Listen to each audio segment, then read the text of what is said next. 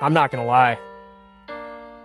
Sometimes I really do be asking myself, why are you here? Ten's good. Ten's a good number. Well, I'm not making fun of you. I'm not making fun of you.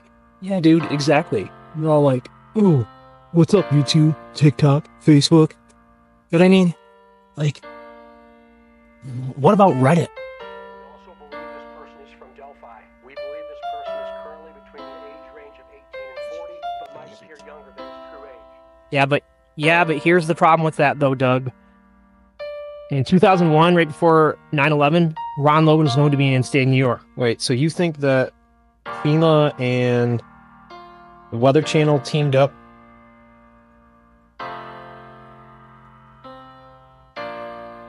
I just don't think that a flood had anything to do with the girls' deaths. Or Typhoon even.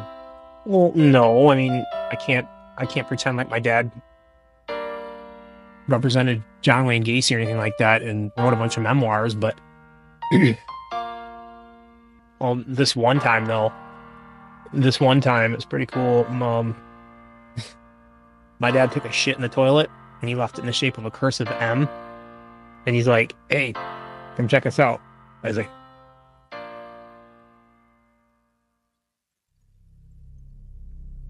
the better question is, why are you here?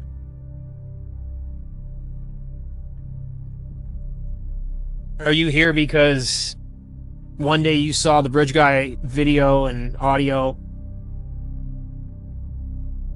saw the sketches, and you saw some of Doug Carter's press conferences, and you thought to yourself, man, what happened to those girls out there that day? I mean, does the question of who killed Libby and Abby really kind of gnaw at your brain?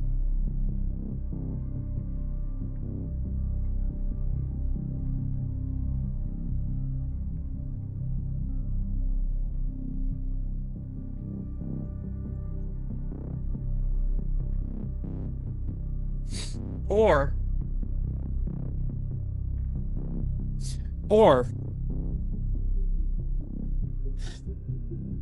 did you wake up one day and did you say to yourself, man, you know, one day they're going to arrest somebody for the Delphi murders, and gosh, I just know that that's going to be my opportunity to just jump in and play suck butt with a bunch of defense lawyers.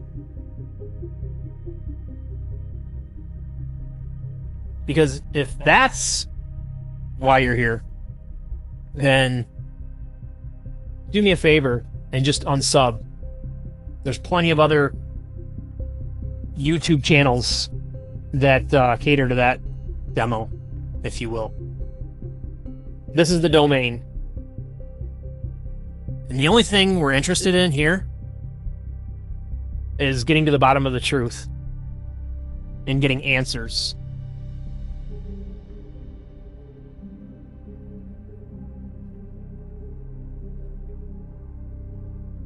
Trying to say I don't have a jawline. Fuck out of here.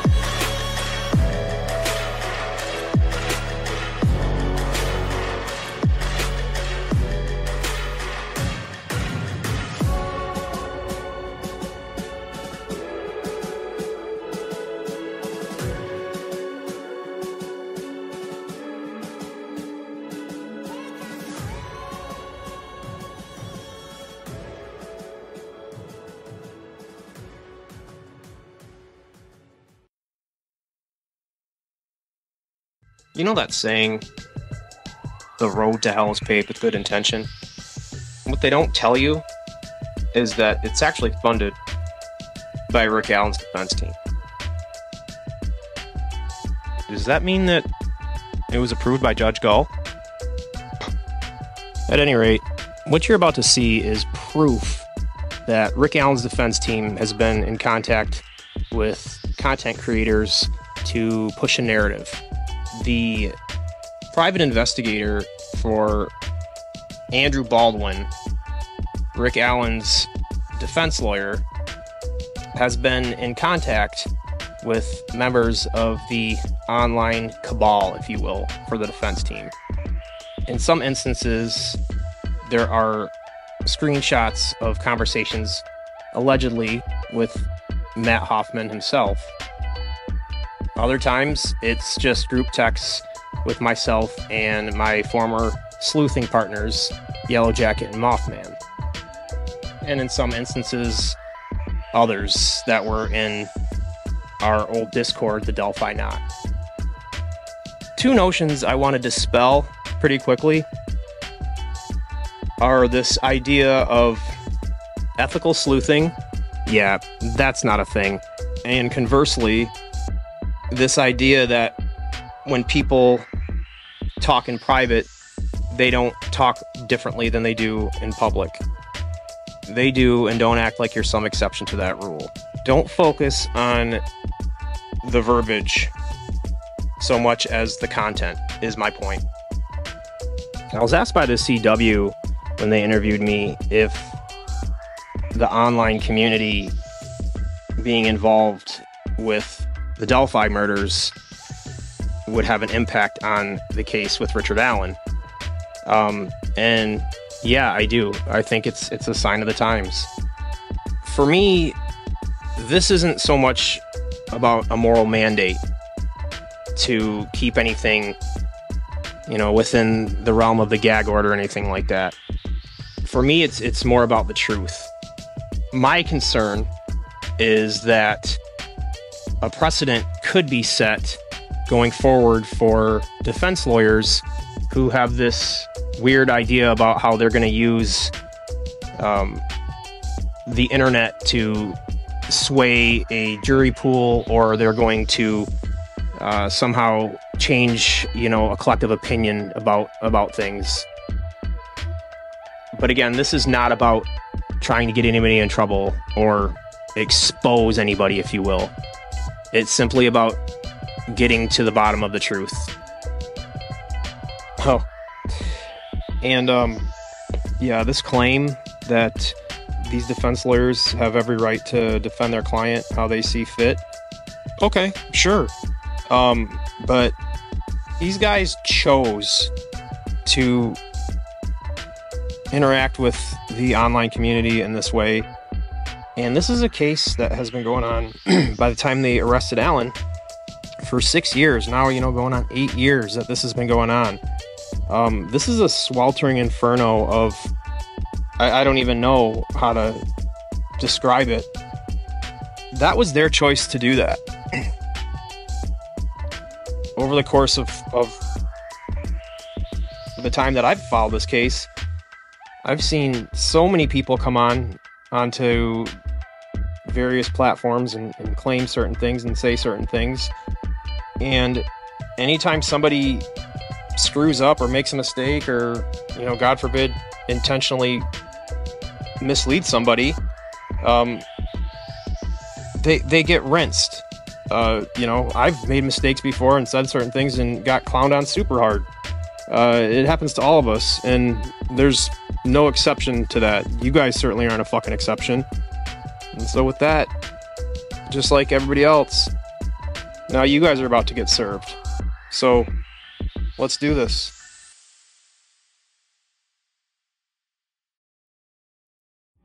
Yeah, so, make no mistake about it. This is a attempt to collectively gaslight the entire online community. And I do believe on some level it is deliberate, but it comes from the defense team, and it is what it is. And I feel like this video is aptly named. Oh, real quick before we get too far, sometimes you'll see a screenshot or two, and you might be thinking to yourself, oh, well, you know, why is he including this? But if you notice, for instance, in this screenshot here about Jerry Holman, this information was recently revealed at a hearing earlier this month in August. So it's not exactly groundbreaking or new to anybody, but if you pay attention, there's a date there that is pertinent. It should kind of illustrate that that was known to people much earlier than the public found out. And again, I'm not presenting that with the intention of pointing out that somebody did something wrong, but more importantly, for instance, when I talk to people who are prosecution maximalists, as I like to call them, sometimes I'll discuss this information with them, and they'll look at it and they'll say, oh, why do I care? It's BS anyways. And I understand that. It's not so much about that. But if you notice, like I just said, it ended up coming to fruition, materializing in motions and in hearings and things like that. So as much as people want to scoff at some of this stuff, it's not so much about the validity, but it's about maybe even just the strategy and things like that. So just kind of keep that in mind. Lots of times when I kind of do these presentations, I always go like in chronological order, maybe in the order that I learned some things over the course of time. You learn so much, and there's this whole, oh, you can't tell anybody this or you can't tell anybody that, and it's just annoying. The trial's coming up, so there's things that I can't go into today. I know that there's, you know, it's not going to be very long before those things can be discussed, because again, everybody's going to know them pretty soon. With that said, the chronology that I'm about to go into is how I kind of see, no pun intended, but the unraveling of the unraveling. It starts off with a breakdown of communication, a urgent need by me to start reevaluating some things, and then the reasons why I had to shut down the unraveling socials, and then finally why we're here today with the rebranding of my channel called The Domain.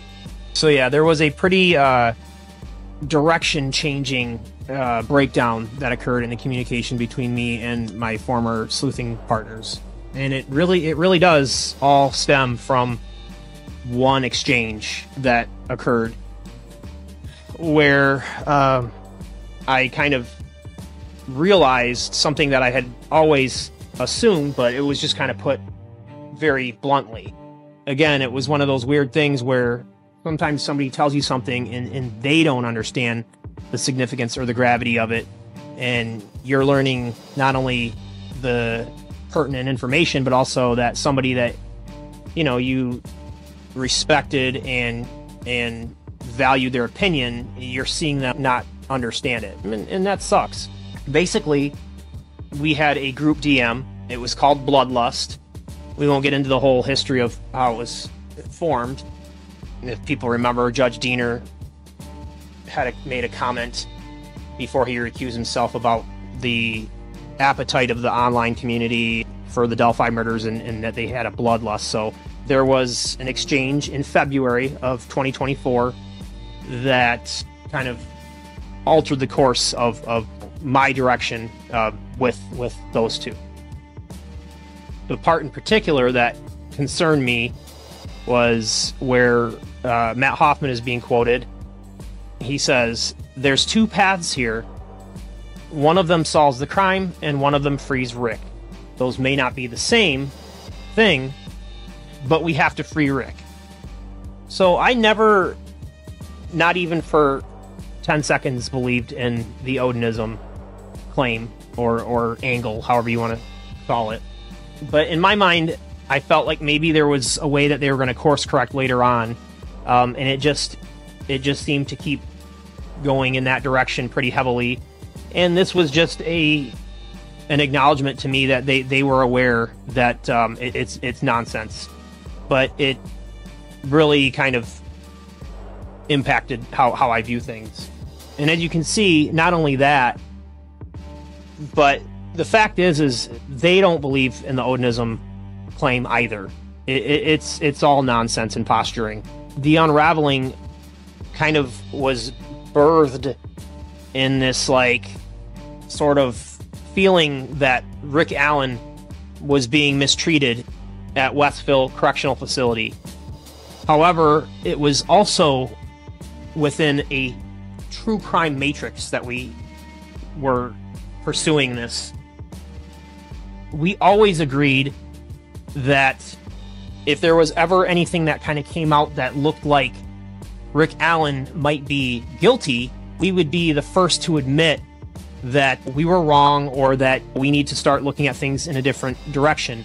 At some point, it was decided, not with my input, that there was going to be more of an emphasis and maybe a reshifting of priorities when it comes to what the defense team wants. And that was never a part of what I agreed to.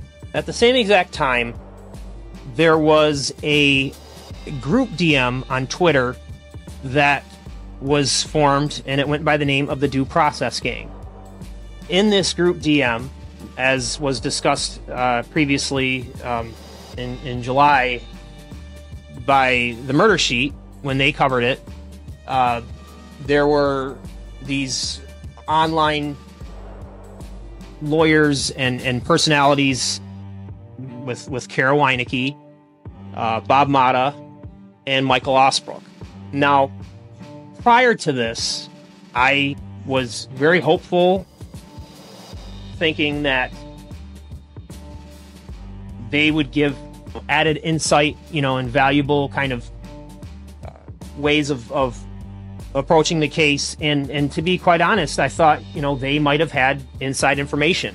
And even if they didn't, that's okay. However, comments made by Bob Mata, like that defense lawyers would never take a case pro bono after they had been kicked off, that's simply not true.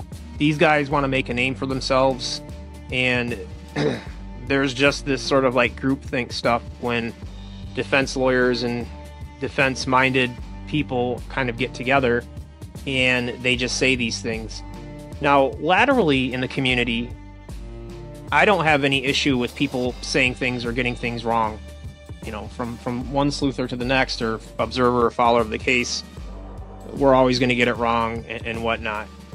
The problem is when you have people who come out and they choose to announce themselves on social media as being, stand back, I've got a law degree, and they put their words have more weight behind them, okay?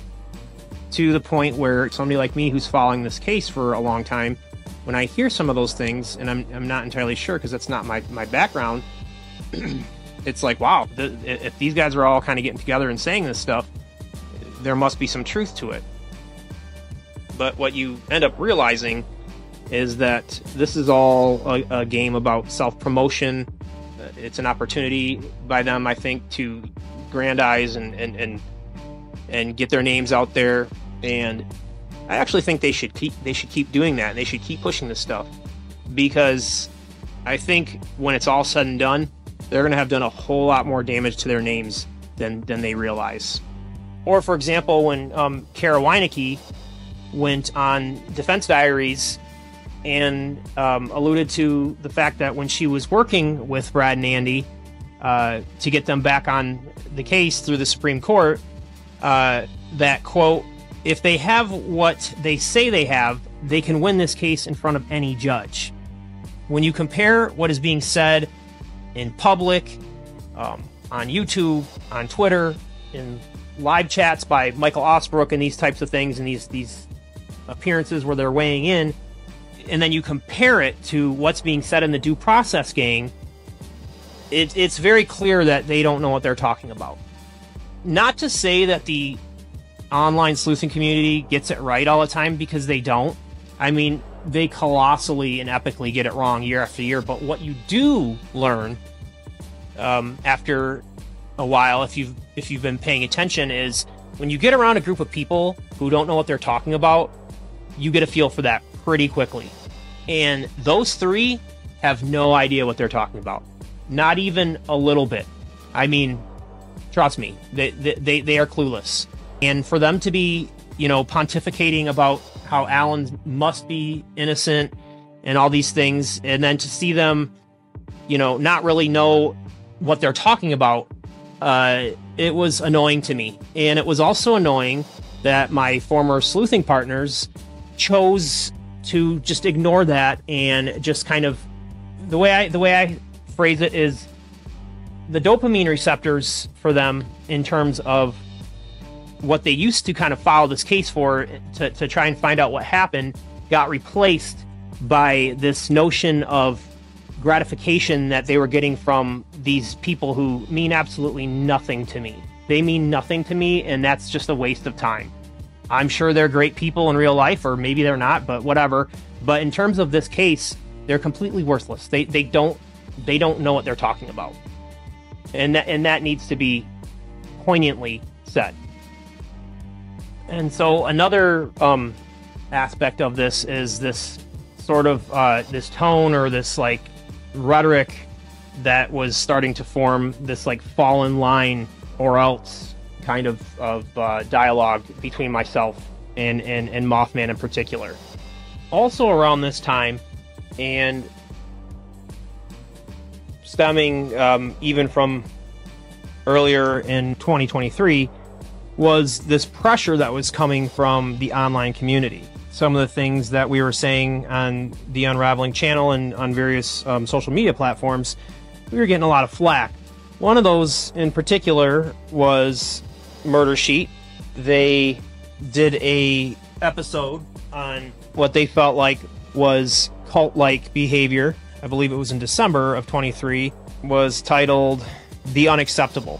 I have a long history with the Murder Sheet, and earlier on, some of it is kind of regrettable on my behalf. I don't feel like I was fair to them. I've gotten to know them over the course of the summer, and I think they're actually pretty great people, and I've apologized publicly and privately to them, and I understand what their charges against me, at least, in that whole thing.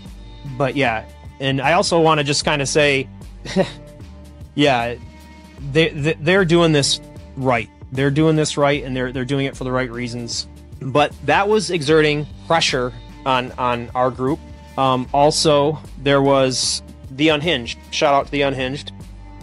It was a group of people who also were kind of, not really a big fan of some of the Unraveling's takes on things. It was a pretty creative group, or a pretty creative channel that spoofed the Unraveling. I got some laughs out of it. The reason why I'm mentioning these groups that were taking swipes at us is because it afforded me an opportunity to see some things in a particular light.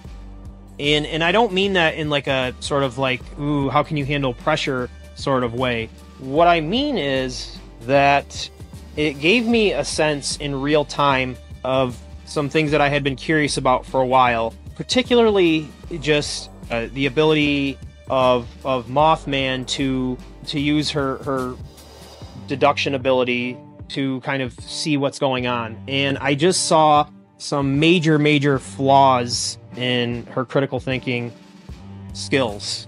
Not just in terms of who's behind the Unhinged and the weekly guesses and flipping out and all that kind of stuff, but also these ridiculous claims and leaps in logic and costly decisions in terms of legal expenses that were incurring for her because of her poor judgment and poor understanding, quite frankly, of the legal system. And of course, if you know the history, why that matters. I mean, I think if it was up to Mothman, we would all be completely broke trying to go after these detractors and things like that. But it's just also, it's a good of indication as any that she has a total lack of understanding of the legal system. I mean, it matters personally, interpersonally, amongst the three of us at the time. And it also matters because most of her YouTube content that she's focused on is talking about legal stuff. And she is apparently a paralegal. So, I mean, the fact that she's going around and saying all these things and she has absolutely no idea what she's talking about is kind of concerning. I think most people would agree, you know? I mean, and it's like, you know, like that saying, you see people say, I'm not a lawyer, but, well, and I'm about the furthest thing from a lawyer. And when I start being able to predict certain things and call certain things, and she's disagreeing with me and then I end up being right, you're in trouble. Because she's supposed to know things and she doesn't. I mean, she won't let you know that, but she doesn't. And that's kind of another aspect of this, is the fact that I felt that Mothman had sort of an awareness of how to make herself look like she knows more than she does, or even just obscure certain things. For instance, her beginnings in this space start off with people like True Crime Design, Matt Sullivan, and Miao Zedong. And those people believe what they believe, but she doesn't really like to lead with that, if you know what I mean. But that's what I'm saying, that in this moment, I got to kind of see her in action, and things started becoming pretty apparent to me. The more and more I started thinking about it, and going through old chats, I kind of started noticing, oh my god, this chick thinks about suing people probably at least 40 times an hour throughout her whole entire day. And it was just like, oh man, who is this? Who is this person? You know? So that caused me to feel like I had to start looking at some things and reevaluating some things that weren't adding up.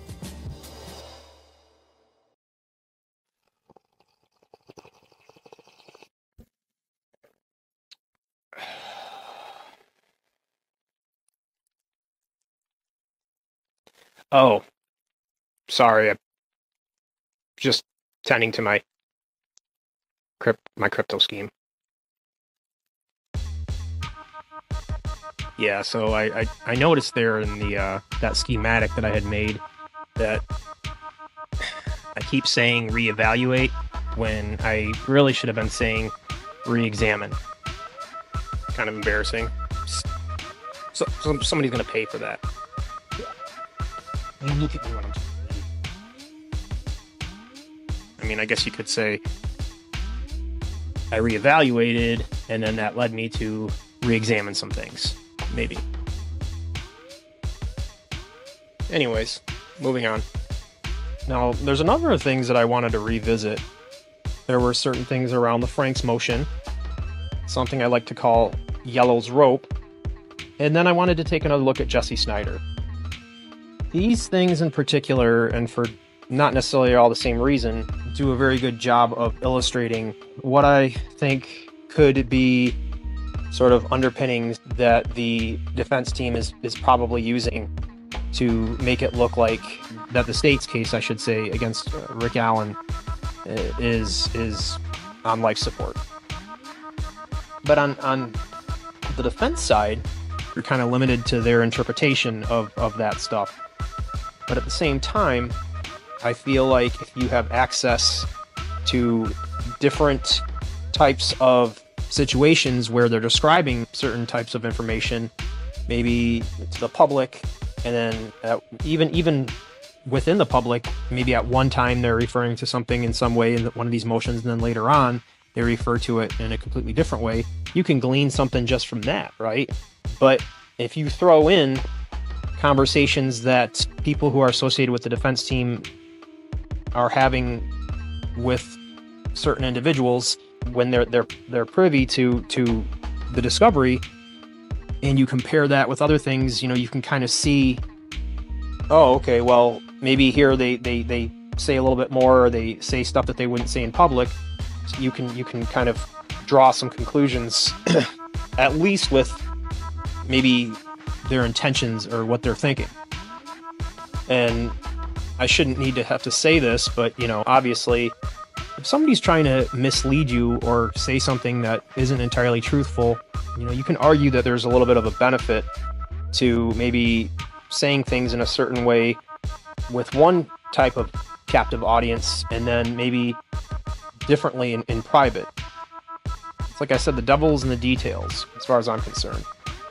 Allegedly, Matt Hoffman had spoken to Mothman over the summer, and she had inquired about the autopsy. And at that time, he had claimed that the prosecution had not yet handed it over, which is pretty late in the game for them to be just getting that information, or for them to not have that information, as it were. So when the Franks memo came out, you notice that in the description, they explain that their analysis of this crime scene that had all the characteristic traits of Odinism, never mind the fact that I don't know if there's even such a thing as that, but their assertion that this crime scene had these elements all comes from examining the crime scene photos, from pictorial analysis, right? And Yellow Jacket was the first one in our group to kind of point that out, that, hey, where's this autopsy report? And Hoff's reply allegedly at that point was, well, we do have the autopsy report, but we don't entirely trust it. You notice anything about that screenshot? Like the way that the dialogue and the conversation kind of carries through, almost as if something is suggested, and this instant validation, like, come to think of it, you're right. Shortly after that, we have groundswell. On November 27th, I believe, of 2023, Mothman and Yellow Jacket met up with Hoff, allegedly. When they came back with some privileged information. One of the things that they had said, in addition to what was mentioned in the Franks memo, was that Libby had died from hemorrhaging, or I guess hemorrhagic shock or volumetric shock, however you want to say it, but that per the autopsy, Abby, her official cause of death was exsanguination.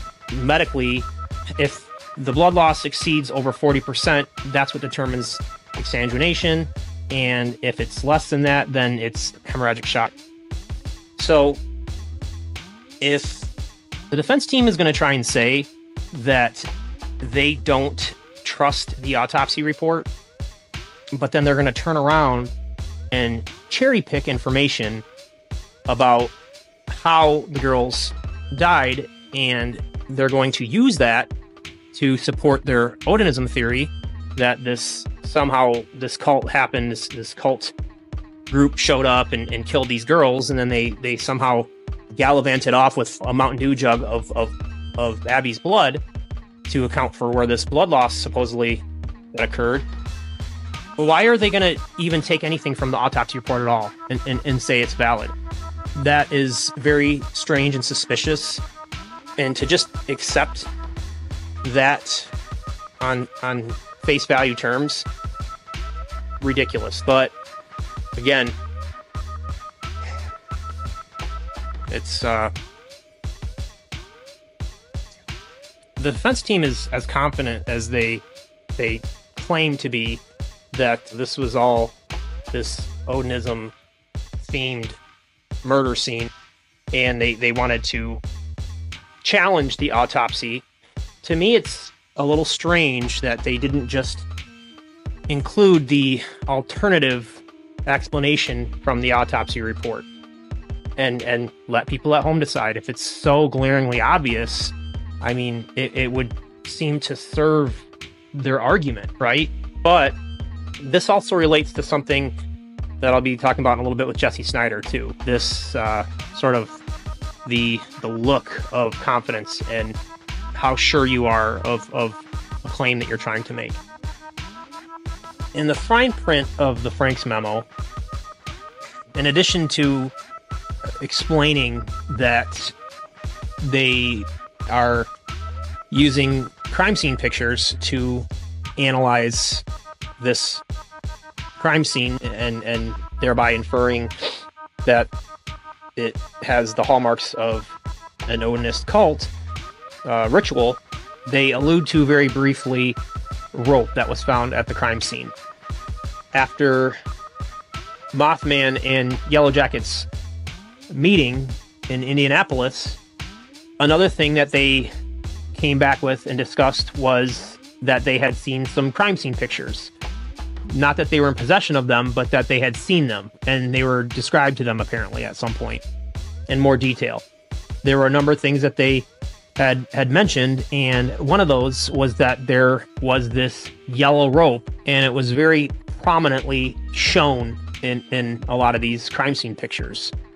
Wow, that's kind of odd, because if you've been around long enough and you follow Delphi long enough, you are aware of all the goofy kinds of things that have been claimed about the crime scene, from teddy bears to dolls being left there, arrows, coins, confetti.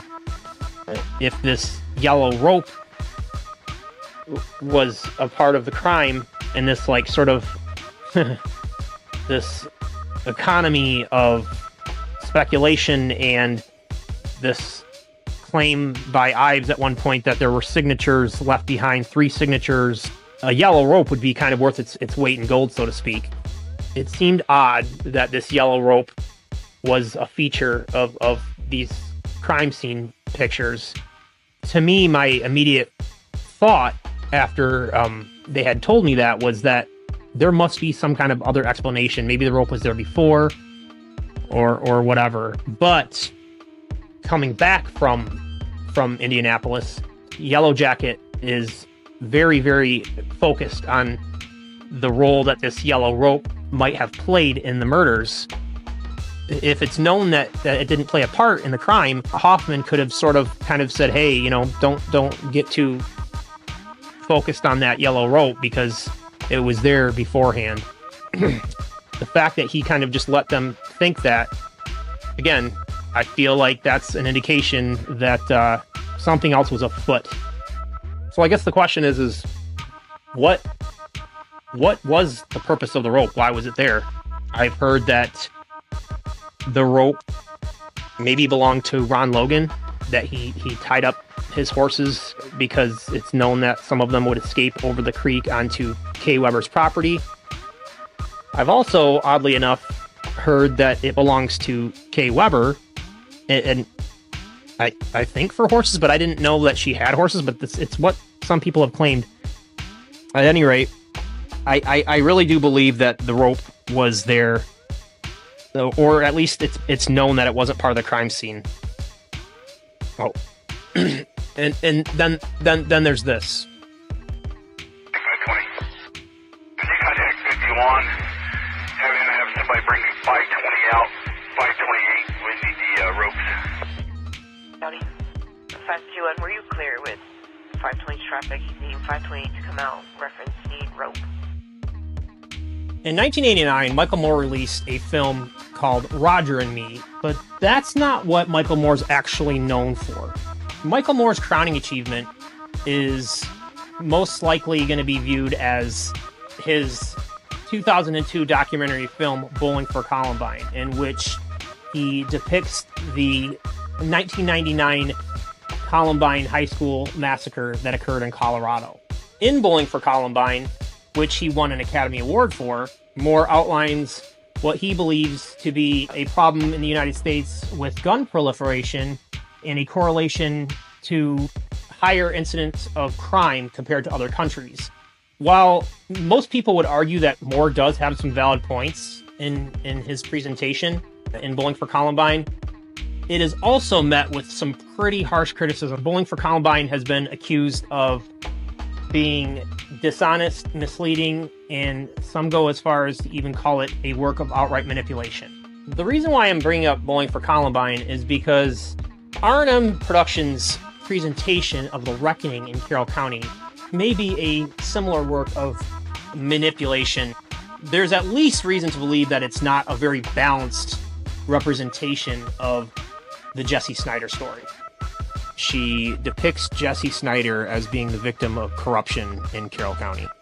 But there's a huge problem with the way that she makes her presentation.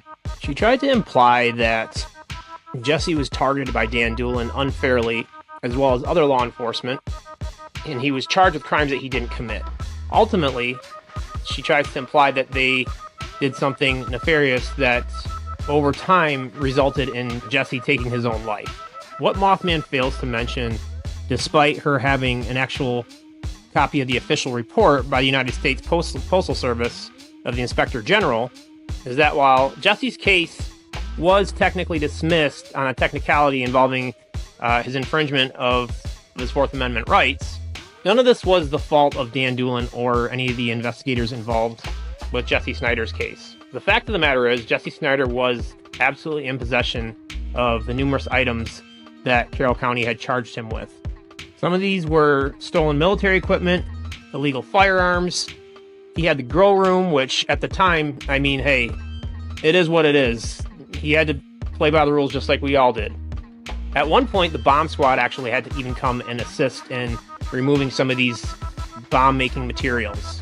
Mothman is quick to point out that Dan Doolin wrote a letter to Jesse's employer to have him fired, but what she neglects to mention is that many of the people who actually called there and contacted there to give their take on the character of Jesse Snyder were actually a lot of his coworkers who worked there at UPS. She is in possession of all these documents, and she just, on her own, chose not to explain any of this stuff. Why was this undertaking to make this documentary in the first place even something that Mothman wanted to do? Well, it's her crowning achievement in terms of what she believes is a prime example of the corruption that has occurred in Carroll County. But of course, she's trying to use that to bolster her argument of the corruption that may have found its way into the Delphi murders case. She wants to try and attempt to paint a picture in which all these law enforcement officers, Dan Doolin, Tony Liggett, Jerry Holman, are just in general corrupt, and that they have a history of doing this, and that they must be doing this to Rick Allen as well. So the reckoning in Carroll County is really all about discrediting these police officers. On March 12th of 2024, there was a contempt hearing held on the Rick Allen case. The defense listed in one of their exhibits the reckoning in Carroll County. And again, this was an attempt to equate the same players in Jesse Snyder's case with the corruption that they are trying to paint in Rick Allen's case. Now, why would they do this when the facts just don't show that there was any corruption that occurred in Jesse Snyder's case? The reality of it is, the defense team probably just didn't do their homework, and they didn't really research the facts. Instead, they chose to just take Mothman at her word, and not to mention, both of my former sleuthing partners and Matt Hoffman were listed as witnesses for that exact contempt hearing. And the way that hearing played out, as a matter of fact, was just a huge cluster. It was supposed to be about some of the mistakes that the defense did and some of their wrongdoings, but they made every effort to spin the situation and make it look like they weren't doing anything wrong at all. They weren't ever allowed to actually show that video or do a number of other things that they had planned on presenting that day in court. And it's probably a pretty good thing, because if they had, they would look like bigger clowns. But the bigger point is this: if they were willing to do this and make this reckless move, what else are they willing to do that makes no sense? Right now might be a good point to actually explain something that I feel kind of illustrates something about Mothman and her sort of disposition when it comes to her involvement in this case. Without going into too much detail, the reality of it is she's somebody who has lost quite a bit because of her choices to involve herself in this case. Not to involve herself, but the way that she's chosen to involve herself in this case. And yet there's an anecdotal story that I'll share that really is kind of juxtaposed to that fact, and it's very odd. In the fall of 2023, both myself and Mothman had gone to Indiana to film for the CW documentary. We were never in the same place. I filmed in Indianapolis, and Mothman had actually filmed in Delphi, days apart. We weren't even in Indianapolis during the same time frame. After I was done filming in Indianapolis, I made it a point to drive to Lafayette and get a hotel, and then the next morning I spent a good chunk of my day in Delphi. I went through and I visited the crime scene as best as I could, and just kind of got my take in, my feel for the bridge area and stuff like that. I had been there before in 2021 too, but I'm there, I might as well.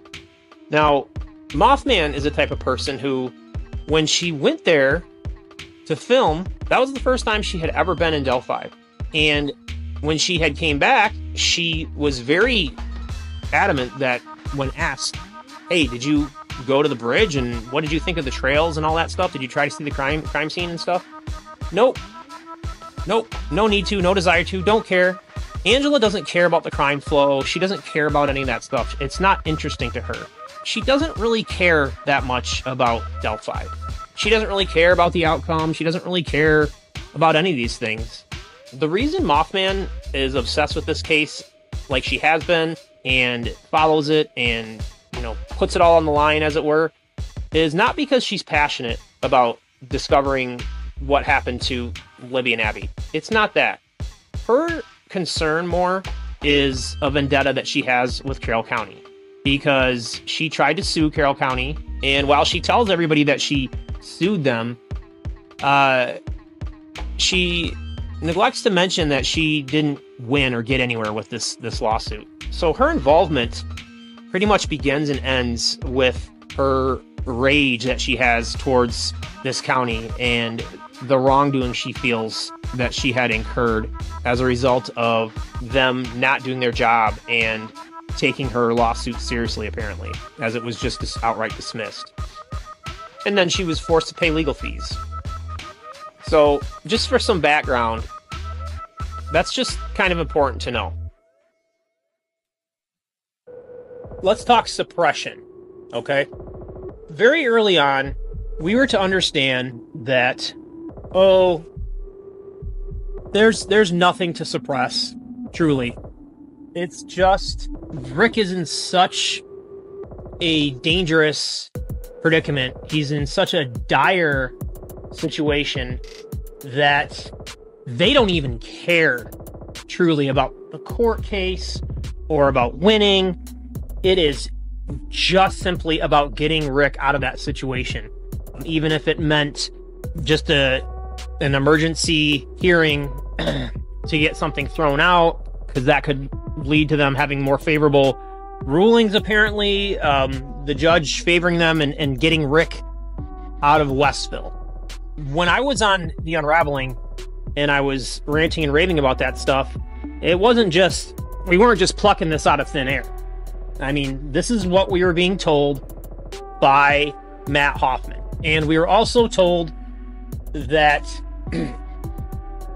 the state has absolutely nothing on Alan, and that at any given time, the defense team would be ready to go within a very short amount of notice, and they would be able to smash the state if needed. Then, in April, Rick Allen's defense team had filed a motion to suppress his second statement. I don't know why, but in that filing, it just kind of occurred to me that they have a suppression attempt for the initial search of his home. Then they have a suppression attempt for the statement he made in October when they interviewed him at the station. And then they have suppression attempts for his confessions that he made while he was at Wabash and while he was at Westville. And we'll get into the confessions next, but at these critical sort of junctures in those filings, they release a little bit of information, but not quite the full, breadth of everything that's covered. And for instance, in the motion to suppress that second statement, the portion that they do release of Alan talking, he sounds like a goddamn hero. He sounds like somebody like standing up for himself, and it's like, yeah, he's not taking their crap and all this. But then it's like, what's the rest of it that you want to suppress? If it's this indication that Alan is sticking up for himself and that he's not going to take their crap, I don't understand what there is to suppress in terms of, like, technicalities and the Constitution and all that stuff. But I don't buy for 1 second that that's I don't give a fuck about that. I don't care. I just don't. I don't buy that that's the purpose of the suppression. It's not. Stop fucking believing stupid shit. That is not why they're suppressing that. The bottom line is, with the suppressions and what it boils down to for me is this. You either believe that in the entirety of the Indiana State Police, all of Carroll County, and Judge Gull, and whoever else you want to add to that list, is all foregoing their reputations and their livelihoods with their careers to pursue Rick Allen. Or you believe in this entire storyline and timeline that we've learned up to this point, that at those specific junctures, we're only getting a part of the story. And maybe if we had the remainder of that story, that we would understand some of the positions taken that seem biased by the judge, that seem harsh by some of the investigators and things like that. Maybe we would understand where they were coming from. And that brings us, of course, to Rick Allen's confessions. We've been told, just like the suppression attempts, we've been told that the confessions are nothing. Even, Hoffman, you can see there using the quotations. And in March there, they filed that motion there also. The attempts to suppress these 60-odd confessions that he's made. And in this motion, it is very concerning to me that Rick Allen's defense team does not make a blanket statement saying none of these confessions are consistent with things that are known about the crime scene. It doesn't say that. There's numerous times where they point out, and again, they're taking you right up to a certain point. They're giving you some information, so they're giving the public a little bit of what they want. They're getting their little true crime fix, and then beyond that point, they're not giving you the full story, right? That's a huge red flag to me, that they wouldn't come out and just and make that just simple statement that he has not confessed in a meaningful way. Also, the notion that because he was apparently having a psychotic break, or whatever they want to refer to it now as, that they are somehow inadmissible or null and void, however you want to say it. No, that's a bunch of crap. If he actually confessed to details of the crime that are known, that can be verified, I don't give a fuck what state of mind he was in. I don't care. It doesn't matter.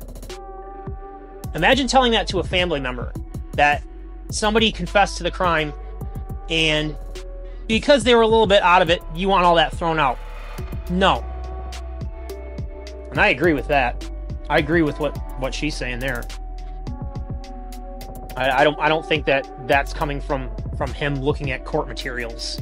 They're not supposed to do that, from what I was to understand. And finally, I want to talk about the ideas around Rick Allen's phone and his geofence. I want to open up the discussion by discussing a woman by the name of Egypt Covington, who was killed in Van Buren Township in Michigan. I believe it's like in between Ann Arbor and Detroit area. But she was 27 and she was killed in 2017. Local law enforcement there was kind of honed in on an ex-boyfriend or something like that. And a woman who started a podcast to cover the case started looking into things, and she was like, this isn't the right guy. I think what ended up happening too, and I might be wrong on this, I hope I'm not, but she ended up talking to someone in the family. They became close, and I think they ended up actually getting married. So now this woman is part of the family. Those two together, like a true crime romance, went and they kept kind of badgering the local authorities to kind of shift away from this ex, that they were just like, it's not this dude. I think through persistence and perseverance, they were able to get the local investigation to transfer the investigation over to the Michigan State Police. And I don't know, I think it was in like 2020, shortly after they took over, they got a geofence and they canvassed, I guess, the area of her home, and they immediately found cell phones that were not where they were supposed to be. Long story short, these guys get arrested, all that stuff. So how does this relate to Rick Allen? Now, I can't say this for sure, but what it's starting to look like is that Rick Allen, his phone doesn't show up anywhere. It just doesn't show up anywhere. And anybody who's even following the case, if you're anticipating a certain outcome or hopeful of a certain outcome of innocence, of course you're going to immediately be like, oh, that's great. But if you think about it, that it really isn't great, because sure, you don't want, if you're a defense maximalist, you don't want Rick Allen's phone showing up anywhere near the crime scene. But if that's true, that he wasn't at the crime scene, and then you want to take it a step further and say that means that he wasn't there during the crime, then you also have to take into account the timeline that he's now claiming of him being there from, instead of what the PCA says of him being there from 1:30 to 3:30, you want to have some proof that he was there from 12 to 1:30, which should be possible because according to the PCA and what he told Dan Doolin back in 2017, he admitted to being there on his phone looking at stonks. So that should be possible, okay? If he doesn't show up on a geofence from that time that he's claiming, that's a problem. But yeah, I don't subscribe to the notion that his geofence, that he didn't have his phone on him for some reason. In 2017, even back then, nobody left their home without their phone on them. That doesn't, and especially when he's said that. The problem is the defense team is picking apart the things that Dan Doolin has said in the PCA, and then they get down to that phone comment that he claimed he was on his phone. That doesn't mean that the evidence doesn't support what the state believes, despite the defense team, at least through Hoffman, claiming that the evidence supports Allen's innocence. I don't trust anything they say at this point. They have shown themselves to be untrustworthy and reckless. So it wouldn't surprise me if they've been saying this and it's just not true. What I do know is that they should be able to prove that from that time frame that Allen's claiming is this new timeline, that he was there from where he's trying to say now, from 12 to 1:30. There should be no issues with that. Not to mention the frickin' the bag of goddamn cell phones that they had, that they got from him. Which again, I'm not saying anything, I've said before on the show a million times, I've got tons of cell phones for storage, pictures, data and things like that. I don't think that makes him guilty. But they should be able to prove if he was there when he says he was. And yes, while I have discussed this with Yellow Jacket, who, you know, she has her, you know, her Purina Puppy Chow degree that gives her a certificate in pretend geofencing. But she is very adamant that the state just simply did not do a geofence from 12 to 1:30. And I understand her logic in terms of what she's showing there about what Ives had said. However, here's the thing. That might have been true at one point. Maybe the state avoided that initially. Ives was there in the first year, and then you're talking about 5 years of a cold case after that.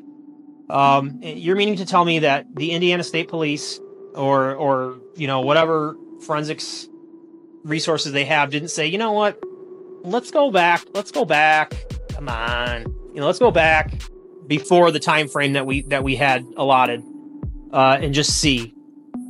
I mean, if the Michigan State Police was able to use their geofence for Egypt Covington and she was murdered in 2017, I don't see why they couldn't just do the same thing in Alan's case to go back, you know, 2 hours early. It's just, that's ridiculous. Why wouldn't they be able to do that? Just to assume that they didn't and they just never went back. I don't believe that. I don't believe that.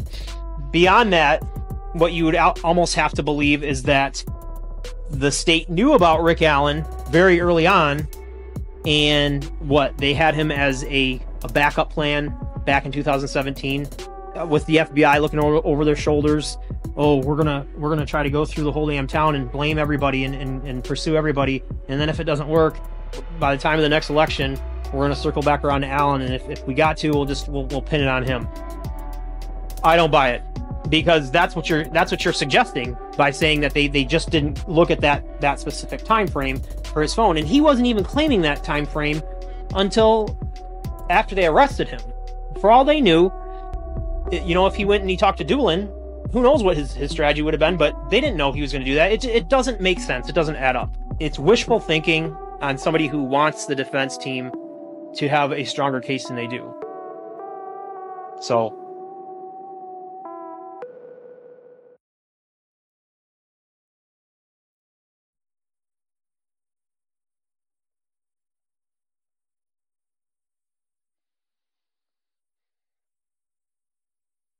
how far did you think you were going to get before you got a classic style toe brand?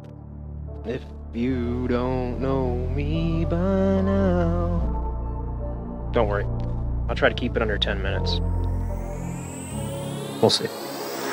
There's no mistaking the fact that the Delphi murders is very serious subject matter. That being said, given the current state of things in the community, there's such a high degree of toxicity. I think it's worth mentioning. While the subject matter itself is very serious, it would go a long way for people to start reevaluating their roles and their positions, and maybe stop taking themselves a little bit too seriously at times. Even the ability to laugh at yourself or not become so offended or outraged about certain things, yeah, that would go a long way. For me, I know that people have noticed, oh, hey, you know, this guy sounds a lot like Kermit the Frog. Pretty funny, that's hilarious. They haven't picked up on my Dumbo ears yet, but feel free. Are there lines that can be crossed? Absolutely. And I definitely have lines that I don't feel people should be crossing when it comes to me, or anybody for that matter. Again, at the same time, I think if you're walking around your house and you're trying to flash a badge that you made to your wife and your kid, and you're insisting that you're going to solve the Delphi murders, you have a little bit of self-reflection to do. Number two, I alluded earlier to the fallacy of ethical sleuthing, and the fact that there's no such thing as ethical sleuthing. If you've been doing this long enough, you have a camera roll that if you open it up right now, you would see a plethora of screenshotted DM conversations containing juicy information, rumors, people being exposed or people talking about things that they're not supposed to or revealing information that they're not supposed to between yourself and other sleuthers or lawyers or whoever. Oh, wait, no, it's actually not screenshots of you and somebody else. It's screenshots of 2, sometimes even 3 or more other people, and it's not yours at all. It's stuff that you shouldn't be in possession of, right? You could make the argument that what I'm doing is probably next level when it comes to that kind of stuff. Well, and that's a really good segue into my third topic that I'm going to cover here in this rant. Now, I know what you might be thinking. So, you're making it a point to say that you did all this stuff to distance yourself from your former YouTube partners, and then you come out with this episode where all you're doing is talking about your former YouTube partners and showing screenshots and this and this and that. Now, if that's your main takeaway, you're not seeing the bigger picture. So let me kind of explain my thought process on some things. Early on in the Delphi murders investigation, you know, Robert Ives has even said there was a good reason to believe that the case would be solved pretty quickly. The reason why is because you have information available at your disposal when you're looking at the facts of the case that you don't typically have in a lot of murder investigations. Namely, the video and audio that was captured of Bridge Guy, right? And that is true. Beyond that, there is a massive, massive information vacuum when it comes to the facts that were known about the case early on. This led to just a frenzy of speculation, rumor, and however else you want to describe it that proceeded to unfold online. So for years, that was what people did. They theorized and they speculated, and that's the environment that I came into the case on, right, in terms of following it online. And I did that for a long time, years. When there would be no developments and things were just really, really slow, we would go online and we would talk about things, and we would theorize and postulate and speculate, all that stuff. It was always, for me, about getting that answer, getting that piece of the puzzle, or having that conversation with somebody where somebody has some unique insight, or however you want to describe it. The problem that happens with that is because there is such little known information, there is a real issue with people being able to keep their theories and their facts separate. The line really becomes blurred, and before you know it, there's all kinds of weird ideas about the case that are wrong or misconstrued, what have you, and it becomes a real problem. Throughout that whole process, nonetheless, for myself, it was about going through this arduous, cumbersome process of talking about things and speculating online, hopefully to get somewhere on the case that was so kind of mysterious in terms of why there's this audio and video that exists of the killer, and in this small town nobody knows who this individual is. It just didn't make sense. I really can't speak on the behalf of Moth because it's not really clear to me why she started getting into this case, but it's not because of that. I don't think it's not because she really just had this deep desire to know. I don't know, you can ask her. In spring or so of 2022, somebody had approached me and they sort of changed the way that I viewed how you can kind of go about this case. They sort of alerted me to the fact that you can actually improve your knowledge of information and even your quality of information, but it requires what I'll say is a keen understanding of two things. The first thing is I don't care who you are, if you're a member of law enforcement, you're a detective, a lawyer, or somebody who's processing documents for a lawyer's office, or a judge, or whoever you are, when you're coming in contact with the case materials about the murder of 2 young girls, people suffer varying degrees of PTSD. And I'd be willing to bet that it's actually harmful to a lot of those people if they don't talk about the case and the things that they've learned. You can bottle up, or psychologically, it can be painful. So the point is that people, when they start learning these things, they have a deep desire to get these things off their chest and talk about this stuff. The second thing, when it comes to this, is human emotion and the whole Maslow's hierarchy of what we need as humans individually, emotions and needs to feel effective, intelligent, attractive, all the things that people need in their life. The people who are able to get this higher quality and level of information, they are aware of those 2 things.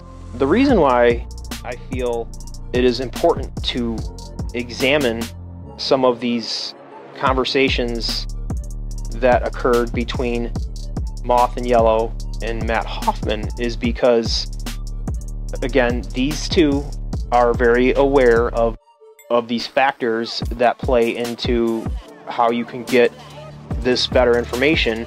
But it's not just as simple as, oh, hey, we got this information and therefore this is how things are.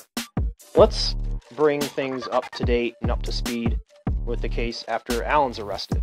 This higher level of information, it mainly presides in present day, or after the arrest of Alan in 22, with 2 primary entities. The first one is the investigation and ultimately the prosecution on one side, and the defense team, Rick Allen's defense team. 2 entities that have access to the discovery. Obviously, the prosecution and the defense are going to have a little bit better understanding of things because they've had this information in some form or another, arguably for 6 years at the point of Alan's arrest, now 8 years and all that stuff. And the defense has only had it for 1.5, 2 years. And if you believe what they're saying, not even all at once, or they get it late, or however, what they're claiming. I think there's a lot of information to be gleaned from talking to the lead private investigator associated with Rick Allen's defense team. There's absolutely a lot of value in talking to somebody like Matt Hoffman. I get it. The problem is, just like you would be very skeptical of Sally Doolittle on Facebook making claims, or Super Sleuth Detective 7562 on Reddit, you also have to understand that the information that you're getting from either side has to also be scrutinized, and it has to be looked at in a way that you can't just take things at face value. Yes, it's somebody closer to the information, but there are a multitude of reasons that the information might not be accurate, or at least the interpretation or suggestions by these sources need to be put under the microscope. This is where I feel that my former YouTube co-hosts fell short of that realization over time. They are, again, keenly aware of this higher level of information that they are afforded because of their connection to Hoff, right? And they feel that they have this debt of gratitude, and they don't want to see he has an objective here. That over time, the observation should be, hey, some of this stuff isn't adding up, and you have to wonder why. I've shown examples of even acknowledgement on both of their behalfs that they don't believe in the Odinism angle. The reason why, in part, they overlook that is because they sort of have a nihilistic approach, because they also believe that the investigation was done poorly. I'm sure it wasn't perfect, but I also think that not everything is going to go perfect anyways. You have to consider that as well. But also, too, there's this idea that there's so much corruption in Carroll County. I think that also has a lot to do with perspective, but at any rate, the corruption thing is I think a lot of it is hot air. It's more about people trying to make things sound more than what it is. When it comes to those two, it produces this sort of like nihilistic approach where they believe the things that Hoff is telling them, and that it doesn't really matter according to that information that the investigation and the prosecution have, because the bottom line is the Rex Heuermann thing, where for Lisk, for over a decade or however long it was, the investigation just wasn't going in the right direction, and it needed a hostile takeover of things to get to the bottom of things. That is kind of their disposition on this. However, if they would take a step back, they would realize some of the things that don't add up with Hoff. Instead of this idea that they're doing this because of whatever belief that they have, and I'm talking about the defense team, that Odinism could be involved, or this sort of like what if approach is being done because whatever their justification is as far as why they're going this route. Maybe they think that it's a flashy way to get social media involved because of the headlines that Odinism generates, or because it just takes a lot longer to really understand what's going on. The way that they're justifying the holes in the argument, they're not understanding that at some point you have to consider the fact that the reason why they're actually going in this ridiculous direction is out of necessity. Perhaps the reason why they're doing this is because there isn't anything that will explain the lack of alibi, some of Rick Allen's inconsistent statements, and some of the facts that will probably come out at trial. They are at a point where this just does not occur to them. Everybody knows that for the past year and a half, I have given that viewpoint on the case a really fair shake. Actions speak louder than words, and you just have to realize that things shouldn't be going in the direction that they're going when it comes to Allen, if it's so obvious, as Hoff says, that they just have nothing on him. It's not, things aren't adding up, and those two are not able to see that. My point is, while people can say you're going on and on and on, there's a window of opportunity to see a thought process unfold. These attempts to skew this narrative, it can only point to one thing, and that is that the case for Rick Allen's innocence is much weaker than what the defense team wants people to believe.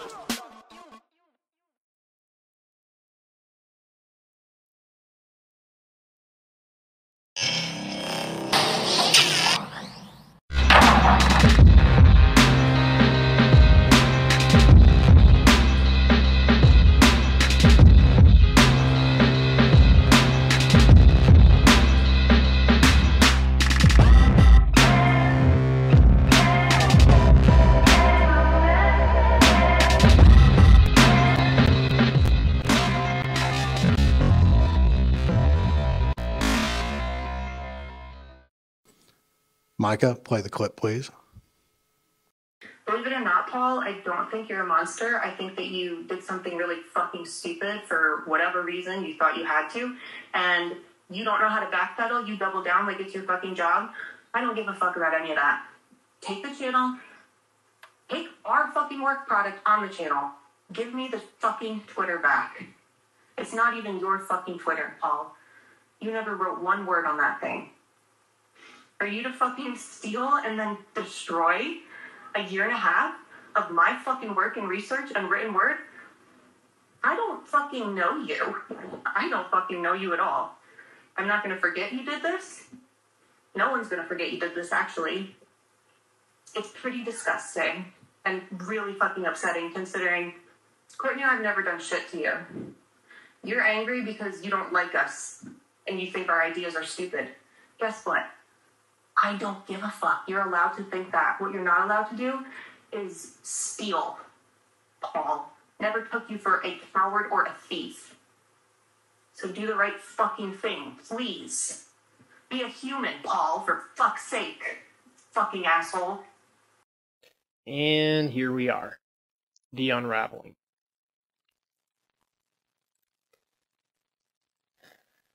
The question I'm asked over and over and over again in the past 3 months is why? Why'd you do it, Tobe? And the answer to that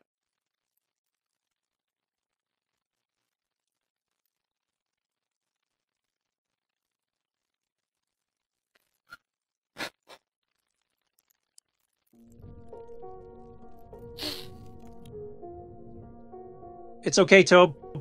I got this. You sure, man? Absolutely. Oh, okay. Oh, you know what? And I was thinking, too, if you wanted to talk... Quiet. All right, buckle up.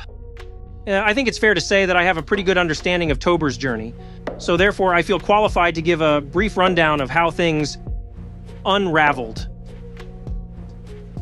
Tober has always been about one thing: getting answers. That's been his goal from the start, and anyone who knows him can vouch for that. Maybe he got off track with the whole Ron Logan thing, but who hasn't been wrong before? I know what you're probably wondering, and no, shutting down the unraveling wasn't because he was mad at the defense for not blaming Ron. Get real. The truth is, Tober started to realize things weren't adding up with what the defense was claiming, and he began to consider that Rick Allen might actually be the guy after all. So what did he do? He raised his concerns with his co-hosts, Mothman and Yellowjacket. But as expected, they shut him down, insisting he avoid saying anything that could make the defense daddies look bad.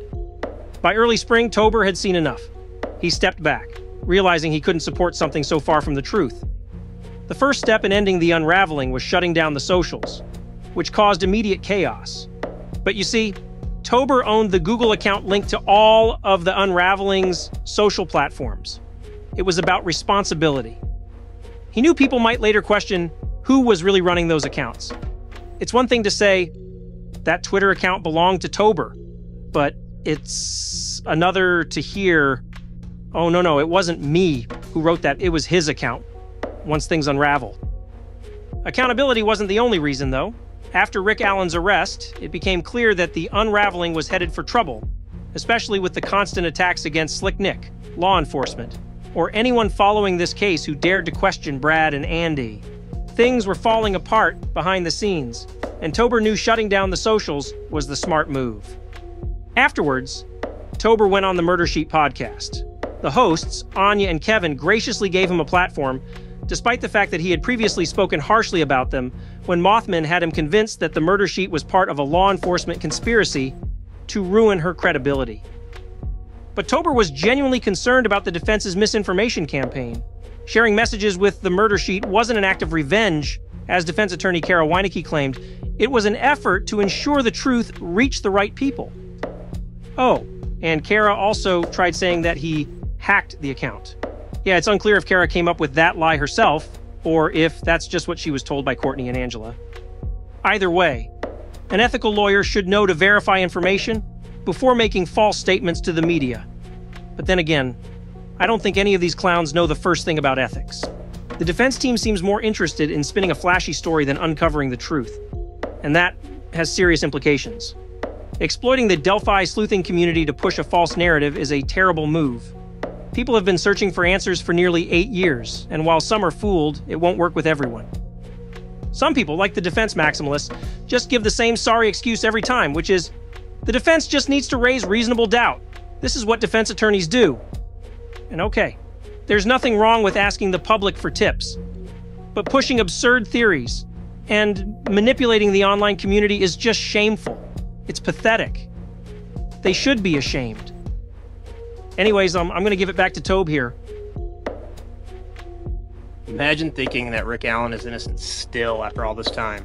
Well, you were one of those people. That wasn't me. That wasn't even me. Right. It seems like the right time to say, fuck around and find out.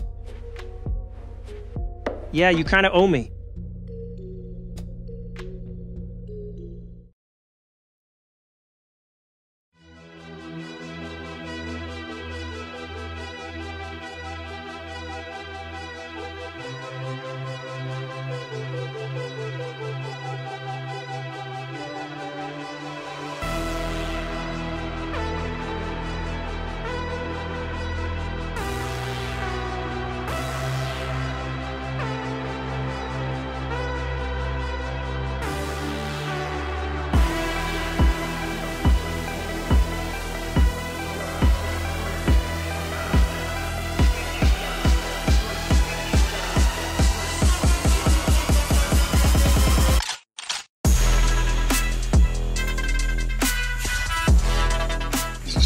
Christ. I'll be honest. This portion of this video was the most difficult to put together. What I wanted to do was I wanted to, as best I could, explain how we get from the unraveling being shut down to the things that happened over the summer and where we're at present day with the rebranding of the channel and the domain. Simply put, when it comes to things that I feel strongly about, I'm opinionated, and with that, I'm a conflict-driven person. I don't avoid conflict. I don't avoid debate. My first inclination is to right away defend myself and basically put the opposing view in its place, like I 100% can. In fact, my first attempt at doing this part was a hour-long dismantling and takedown of all the stuff that you just saw in those Twitter messages or Facebook comments or wherever those things are from, because they're all nonsense. They're all lies. There was no crypto scheme. Courtney and Angela did not make 90% of the unraveling content. That's a joke. Every single claim made there is ridiculous, and I think just showing the truth in those things will give you a good idea about what really transpired after the unraveling was shut down. The problem is, after looking at an hour-long breakdown from me, to some it might come across as petty, and it might come across as, you know, I've never been one to focus on the drama. It's doing a disservice to this case and the potential for the online discourse. I don't want to focus on that. But I am going to do an abridged version real quick, just to kind of let people understand those claims are nonsense. It's like I was saying at the top of the video, if you want to be Bob Mata's waterboy because he's too busy being Andrew Baldwin's waterboy, unsub and get out of here. There might be some people, though, who look at my decisions over the summer as being too grimy, and even though they are here for the right reasons, they might overlook some of my content and the things that I'm saying because they don't agree with what their understanding of my actions are over the past couple of months. And for that reason, like I said, I do need to explain some things. The shutting down of the unraveling social, I took that decision very, very seriously. At the same time, I made that decision in strict confidence, and I felt that at the time when I had done that, and I feel it today. It was the right thing to do, not just for me, but for everyone involved. Over time, people will understand that, but even right now, this tendency to look at Courtney and Angela as just victims in all this, it's not accurate at all. Their actions after the unraveling were shut down were absolutely abhorrent. To some extent, I did anticipate the backlash. I anticipated the nasty threats, text messages, legal threats, threatens to damage my reputation. I even anticipated the twisting of the narrative on Twitter. And for the record, I'm sorry, but I don't care what people on true crime Twitter think of me. I just don't. But you need to understand this juxtaposition of some of these things. It's funny that these things are mentioned in one light as being unacceptable when it's being done to them, but then the minute they feel wronged, these are their go-to tactics to handle these situations. My intention after the unraveling socials were shut down, the Twitter, and I'm sorry, Angela, but your idea that your shit posts are your quote-unquote work product, that's pathetic. I feel bad for you that you actually think that, but aside from that, so the Twitter was just not ever gonna be up for discussion. The YouTube videos, my plan was, after the unraveling was shut down, again, like I said, I anticipated up to an extent some of the things that were done, and what I was going to do is I was going to reapproach them when they had cooled off and said, hey, look, you can take whatever videos you want of ours, and after people realize that I'm no longer affiliated with you and they realize that there's a hard break, you guys can take the content and you can re-release the content on R&M, but just with my likeness removed. That was what I was going to offer them. And then some things happened. Some of them, you know, I've already mentioned. The big thing, and both of them know me enough to know this, I do not agree with efforts to contact family members, harass people who have nothing to do with this case, that are affiliated with people who follow this, or attempt to get people fired from their job, which is just embarrassing because that's not how the real world works. You're not going to get fired because of your opinion on a case, or if you're mean on the internet or something like that. That's just not reality. There are a number of things actually that also happened to me after the unraveling socials were shut down. I'm not going to attribute them to Courtney and Angela because I can't prove that it was them. But when the final message that I got from Courtney was this, at the end of the day, I am left wondering how far they actually went in terms of what they thought was an appropriate measure of retaliation. Ultimately, everybody chooses their own path in this thing, and what I know for myself is that I can confidently say that through and through, I've made this entire thing be about getting the best answers that I can possibly get. Courtney and Angela had decided that it was more important for them to secure brownie points or, you know, gold stars or what have you with Matt Hoffman and the defense team over really truly critically looking at what they were being told. There's no reality that exists where they shouldn't have been questioning some of the things that they've been explained. When I started raising concerns about that, they had to make their decision to either go with what Hoff was telling them or to start questioning things like I was suggesting. Really, to be honest with you, that's okay. I mean, that's how they if they want to go that route, they have to do what they think makes the most sense to them.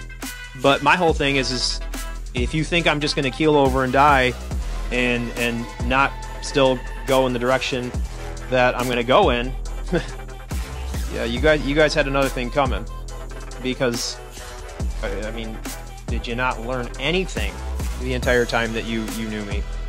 One last thing I'm going to say regarding all this, that when Kara Weinecke was talking to news outlets about the Murder Sheet episode, she mentioned, well, first of all, her claim that I somehow got the passwords for the accounts that did not belong to me. So a funny thing about that, at my work, we have to renew our passwords every 6 months.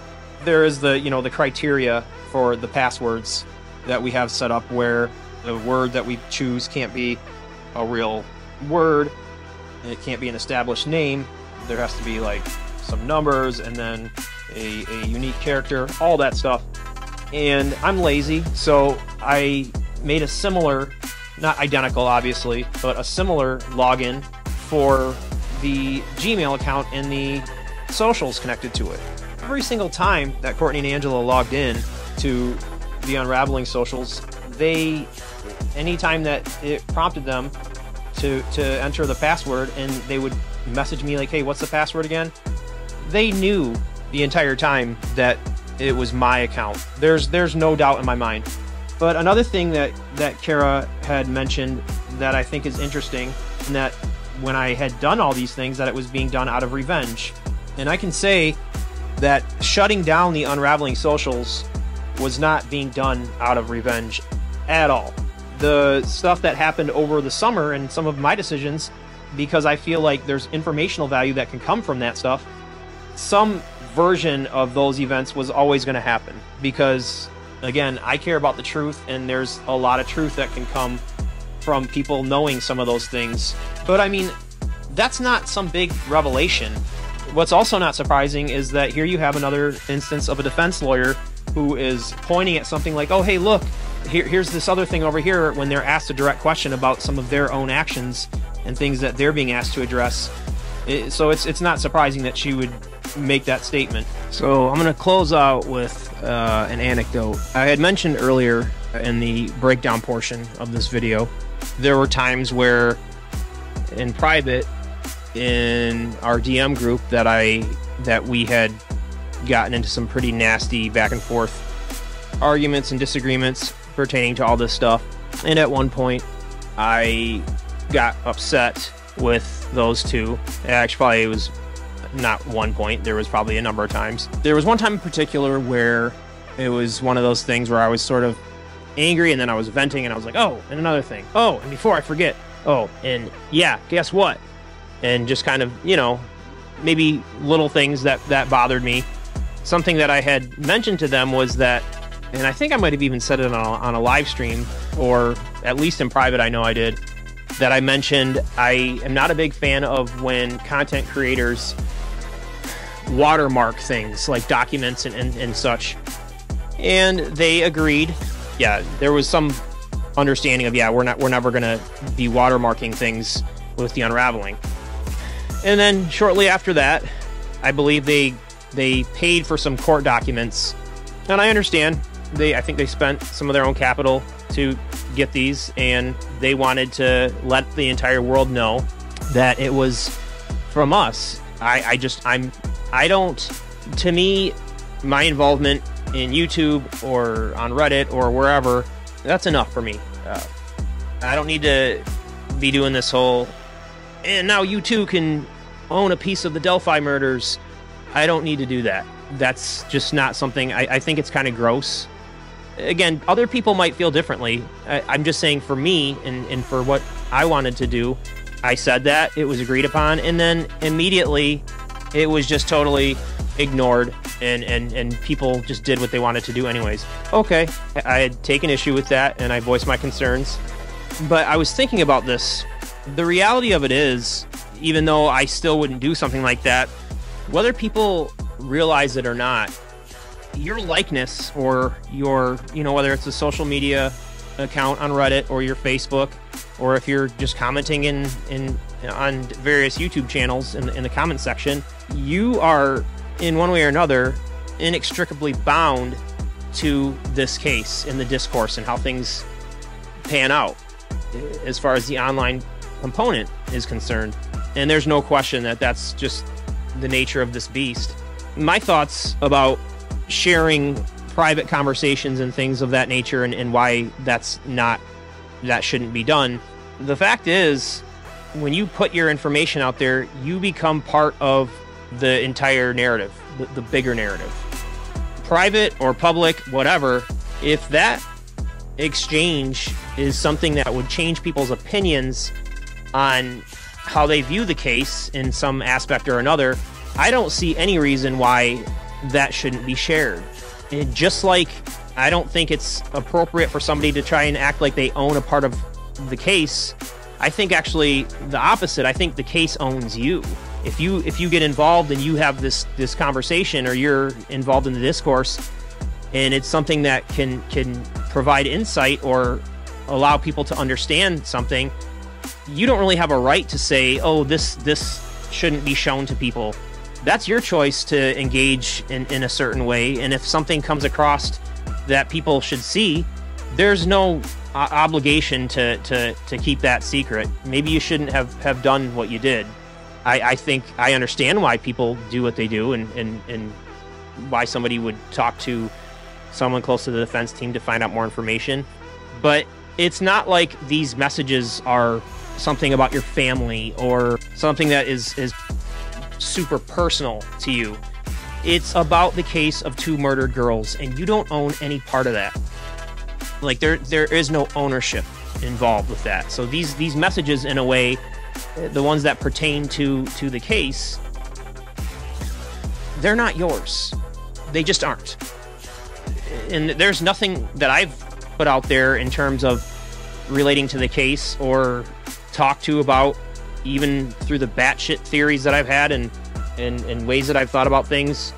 There's nothing that would get out that I would just be like, okay, that's not fair game. It's all fair game. Are there things that maybe I've said that I probably shouldn't have, or that wouldn't portray me in the best light? Sure. And again, I feel like that's true of everybody. We can all just do our parts to do better and not do that kind of stuff. But I think there's always going to be that there's going to be that element to this case. Some things are regrettable, but if a conversation that I have with somebody can help somebody understand factors in this case better, I'll never immediately be like, why did you share that private message? There's no, that's not a thing with me, and I don't have any qualms about doing it if I feel like it's beneficial for the online community at large. Now let's talk about the future. The contents of this video are obviously going to ruffle a lot of feathers, and they're going to cause a lot of ripples in the online community. Surely people are going to have questions. We will be doing a live where we can just finally get this dirty, grimy topic settled and put away so that we can move on. We will just clean out the closet, so to speak, on that live. And then after that point, we are going to be introducing you to somebody who I would like to have as a fixture on my show, who is one of the most influential and knowledgeable people I've ever met on this case.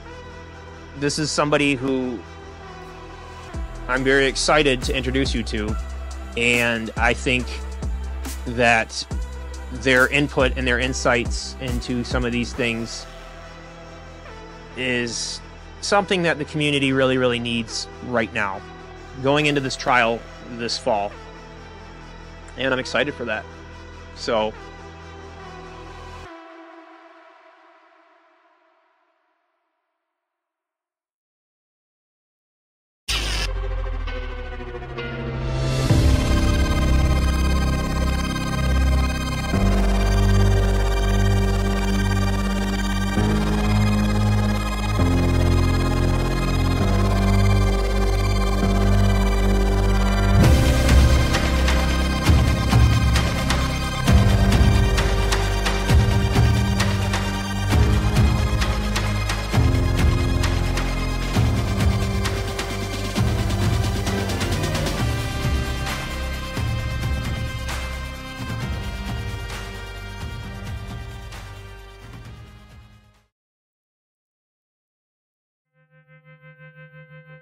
So that's it, huh?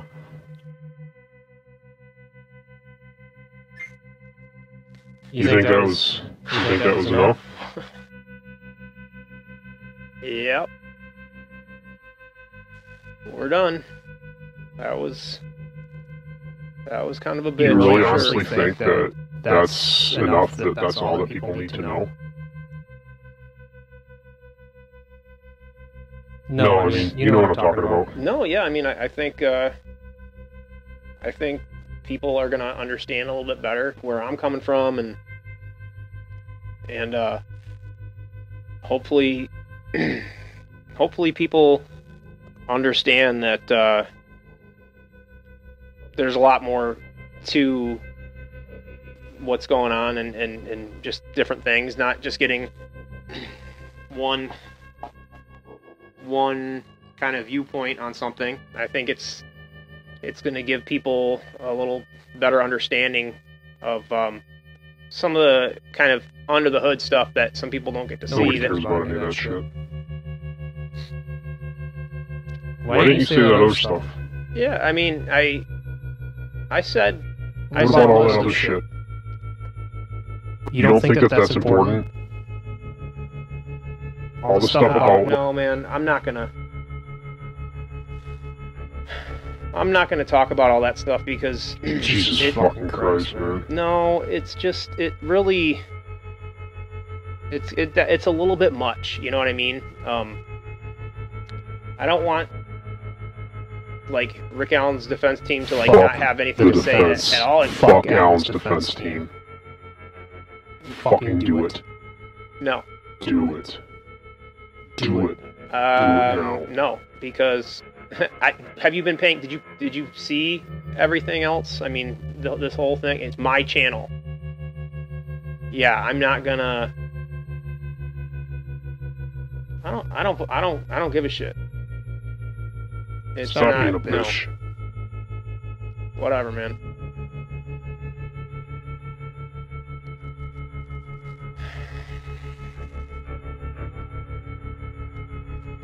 Fuck you, Toe. Yeah, I don't give a shit. This shit's done, okay?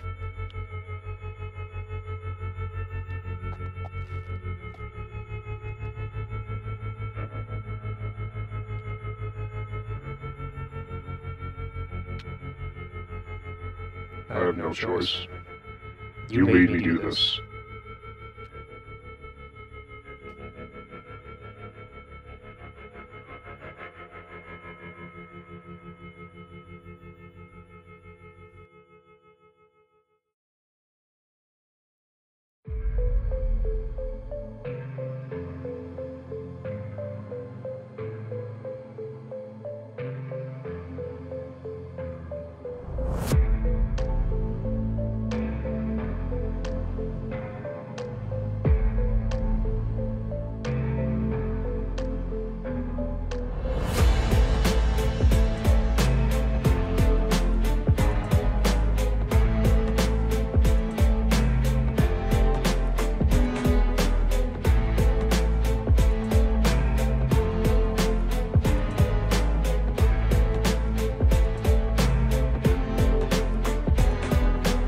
Libby's video footage from the day that she had caught Bridge Guy on camera.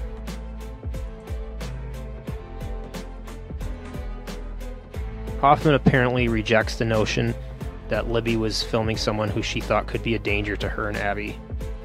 He claims that the reason why the video is so distorted looking is because it's being filmed upside down as Libby turns her body towards Abby. He claims that Libby just catches the image of Bridge Guy sort of like in a glancing shot. Hoffman seems to question why law enforcement is so hell-bent on making Libby look as if though she's a hero. Over the course of the past year and a half, many rumors have came out about Rick Allen and what his actual timeline is. While nobody knows, a couple of rumors have surfaced.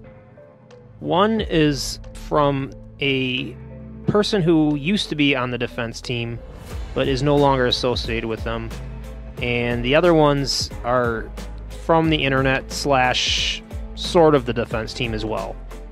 Early on, a source close to the defense team had mentioned that Rick Allen's early morning timeline for February 13th of 2017 involved him having called in for work after missing his alarm. As the story we were told was that Rick Allen was battling depression and he was seeking treatment for his depression, and part of his depressive episodes included him being very tired and sleeping all day. So yeah, the story was he had a shift at CVS and that his wife left the home that morning under the impression that Rick would be going into work. Then Rick wakes up notices his alarm didn't go off, or that he missed his alarm, and that it's past the beginning of his shift, so he just ends up calling in. And this source was speaking about this probably around spring of 2023. And at that time, Rick Allen's mental health issues with depression were not known. This source also indicated that Rick Allen was on some medications for his depression, and those ended up coming to fruition as well.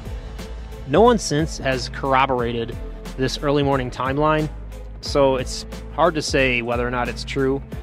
But again, there was truth that came along with it that did come out in filings and in court hearings. Another rumor that's sort of been floating around on the internet and internet chats from somewhat reliable sources, or at least sources close to the defense team, is that Rick Allen was actually immediately prior to his trip to the Monon High Bridge on February 13th, he was visiting his mother supposedly in Peru. What he was reported to have been doing there, it's not entirely clear, but this is something that is being discussed. And the source that claims that Rick Allen overslept his alarm also claims that when Kathy Allen came home at 6 p.m., Rick Allen was still in the exact same spot that he had been when she left. That's why she remembered from that day that he called in, and he was sleeping in bed. And she's made the comment that by 6 p.m., he was ready for dinner at the dinner table also.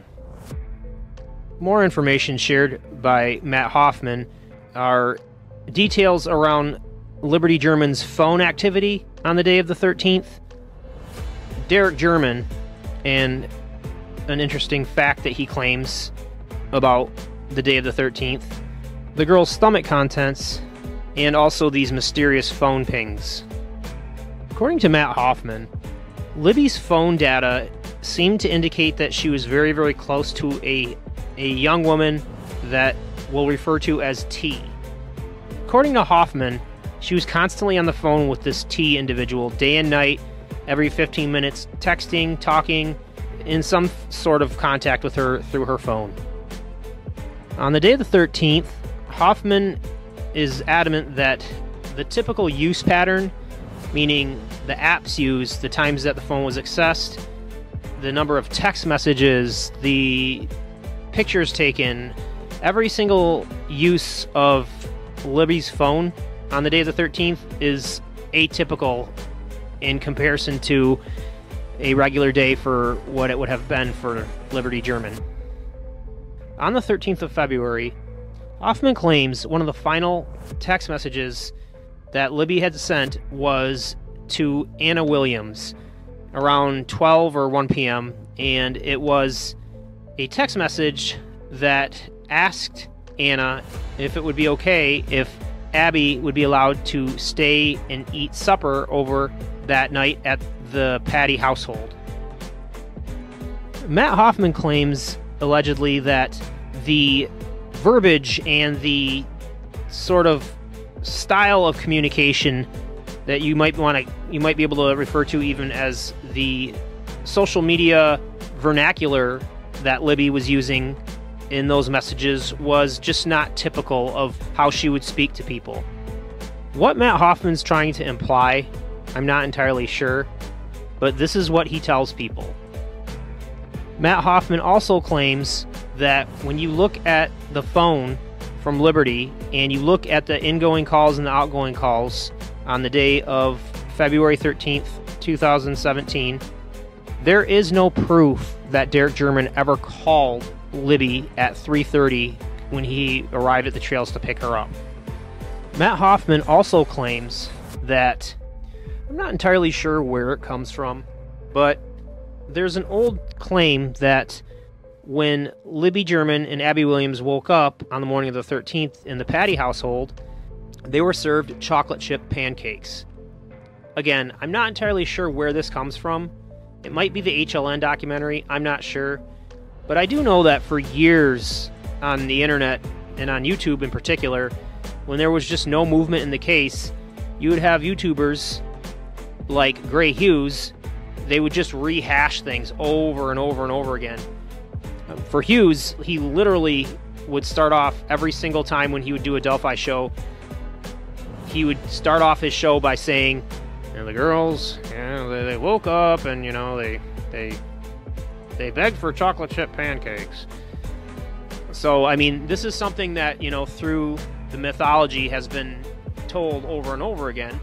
Well, Matt Hoffman claims that this is not true. And apparently, he says, per the pathology report, that he knows that the girl's stomach contents did not indicate that there was any pancakes that had been digested that morning. When Angela and Yellow Jacket met with Matt Hoffman in Indianapolis shortly after Groundswell, he was showing them data that seemed to indicate that there were mysterious phone pings that show up around the areas of the girls' murders all throughout the day on February 13th, 2017. This past spring, the defense team filed a motion to compel in which they insist that the prosecution is withholding discovery related to phone data. Amongst the claims in this filing, the defense team seems to allude to these pings almost as if to say that, without saying it, this must be Brad Holder, Patrick Westfall, and Elvis Fields. But from the meeting that Yellow Jacket and Mothman had with Hoff in November, those three pings do not belong to those individuals. They belong to three people, and to protect their privacy, we'll just call them K, B, and J.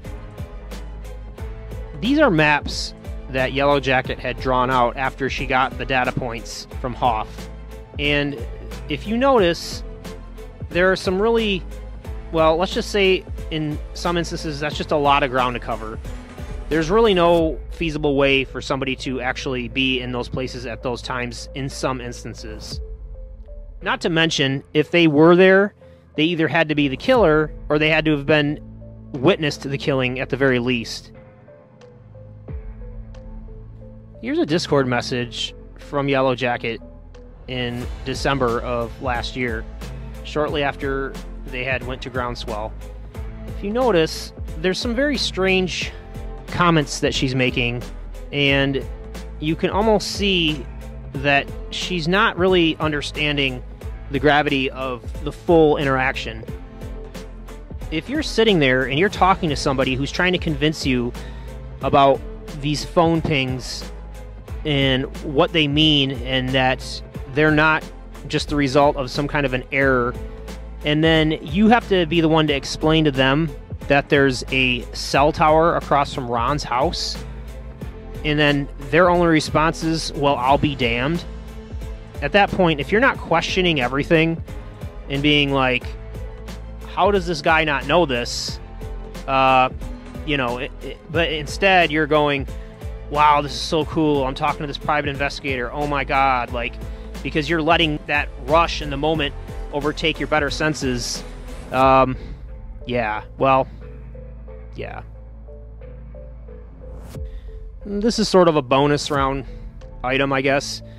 Allegedly, Matt Hoffman has told a number of YouTubers, including Mothman and Yellow Jacket, but also others like Meow Zedong, that the churches in Delphi are guilty of some kind of Ponzi racketeering scheme, laundering money somehow through the community, that they're laundering millions and millions and millions of dollars somehow through the drug trade or something. I don't know.